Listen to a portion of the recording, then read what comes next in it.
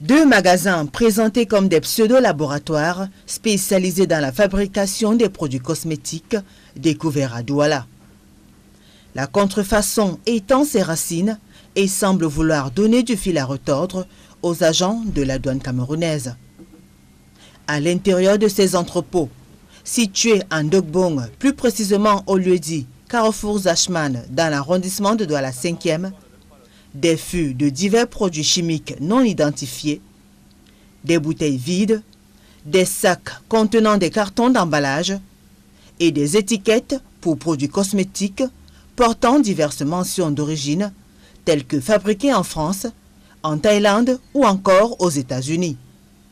Un vaste réseau de fabrication des laits de beauté, crèmes et autres produits dangereux pour la santé. C'est dans le cadre de nos missions de protection de l'espace économique et d'aide et d'assistance aux autres administrations.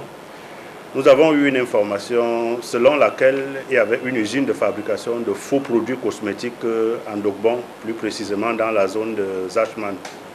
Et que de temps en temps, il y avait des conteneurs qui venaient dépoter des marchandises dans cet espace. On a donc monté un réseau pour essayer de suivre ces différentes opérations en organisant des patrouilles de jour comme de nuit.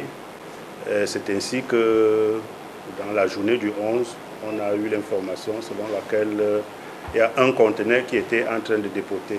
Et les agents se sont d'abord déportés, on leur a présenté les documents et ils ont fait appel à nous. Nous aussi, on les a retrouvés et à l'issue de ce contrôle, on s'est rendu compte que ce qu'on nous présentait dans les documents n'avait vraiment rien à voir avec l'usine de fabrication de faux produits cosmétiques qu'il y avait dans cette zone. Le propriétaire de ce laboratoire clandestin démasqué sera traduit en justice conformément aux dispositions en vigueur prévues par la loi. Alors, la suite de la procédure, elle est toute simple.